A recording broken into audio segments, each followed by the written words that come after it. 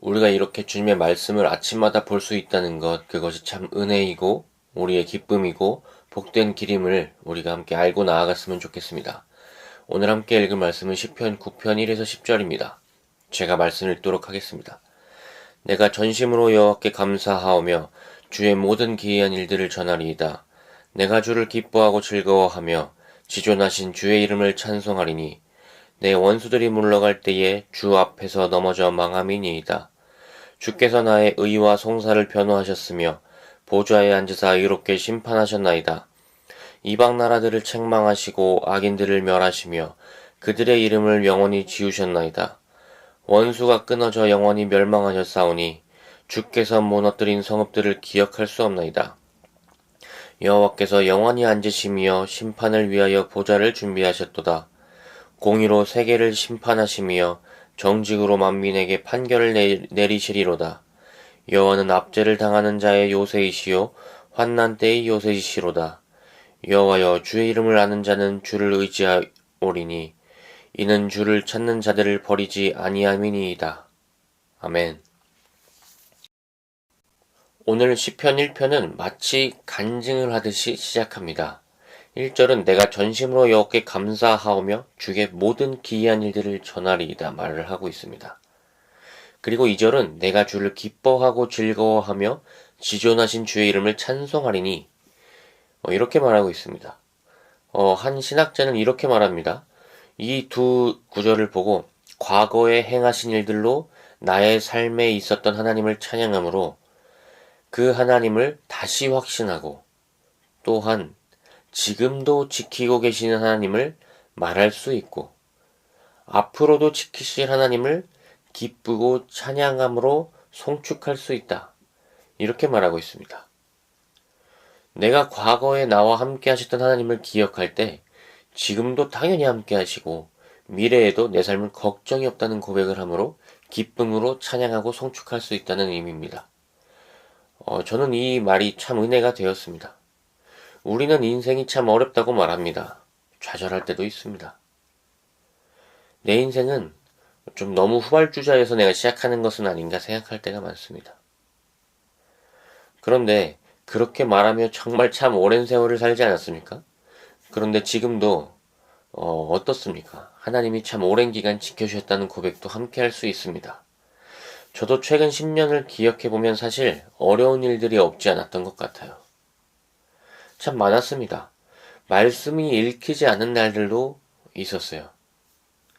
그런데 그럴 때마다 놀랍게 풀리는 일들이 있습니다. 생각지도 못하게 풀리기도 하고요. 어느 때는 아무 일도 일어나지 않았는데 그냥 누워 자다가 하나님이 생각나서 하나님이 함께 하신다는 그 감동이 가득 차서 혼자 기도하고 울기도 하고 하나님이 지키시겠구나라는 그 믿음으로 나아갔던 것 같습니다. 이번에 1박 2일로 잠시 놀러 갔는데 아침에 일찍 일어나서 몇몇 집사님들과 대화를 하는데 이런 대화가 기억이 나요. 지금 우리가 보고 있는 이 산의 푸른색들이 올해 다시 핀 것들 아니겠냐. 그렇습니다. 지난 겨울에 다 추워서 다 말라서 죽었던 풀들입니다. 그런데 그 자리에 그 시절이 끝난 것 같은데 봄이 왔습니다. 올해의 푸른색이 올해를 다시 채웠습니다. 우리 인생도 마찬가지입니다. 겨울이 옵니다. 거기서 끝날 것 같습니다. 그러나 이 시간은 하나님이 운행하고 계시고 이 우주는 하나님이 계획하고 계십니다. 그래서 우리 인생에 다시 봄이 옵니다. 그래서 우리 마음 가운데 반드시 봄은 온다는 확신이 필요합니다. 하나님이 시계를 돌리고 계신다는 그 확신이 우리에게 필요합니다. 그래서 우리가 오늘 하나님께서 나와 함께 하셨던 일들이 어떤 것이 있는지 한번 생각하고 고백하고 현재를 더 단단한 믿음으로 채웠으면 좋겠습니다. 그리고 두 번째입니다. 오늘 6절을 먼저 읽고 시작하겠습니다. 원수가 끊어져 영원히 멸망하였사오니 주께서 무너뜨린 성읍을 기억할 수 없나이다. 하나님이 기억조차 나지 않도록 이끄십니다. 우리가 겨와 같은 것들에 휩싸일 가치가 없습니다. 시간이 지나고 어려운 일들을 극복하고 나면 우리 삶이 마치 고해 같았는데, 고통의 바다 같았는데, 이 시간이 지나고 나면 우리의 삶이 은혜였다는 것을 고백하는 그 시간이 옵니다. 저는 참 저에게 주신 은혜 중에 하나가 머리가 좋지 않은 겁니다. 잘 기억이 나지 않아요.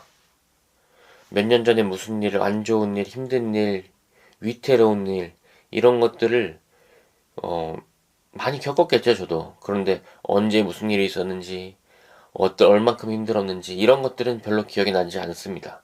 그것이 참 은혜죠. 그런데 반드시 제가 기억하고 나아가는 것은 그때 하나님이 나의 삶을 붙들어 주셨다는 것 하나입니다. 정말 생각지도 못한 일들로 삶을 채워주셨습니다.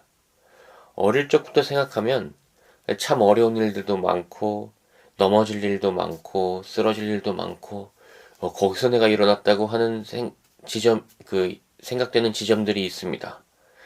그럼에도 불구하고 하나님은 오히려 더 건강하게 하시고, 더 힘나게 하시고, 더 강하게 하시고, 더 붙드심을 저의 삶을 통해서 확신하게 해주셨습니다.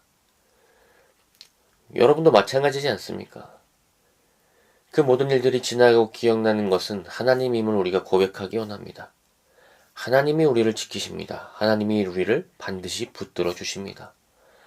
그래서 우리가 기억해야 될 마지막은 피할 곳을 정해놓은 삶을 살기를 고백하기 원합니다.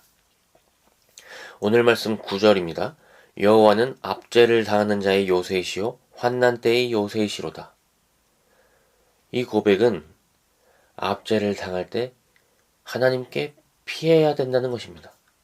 압제를 당하는 자의 요새이기 때문입니다. 이 요새는 단 하나 있는 요새입니다.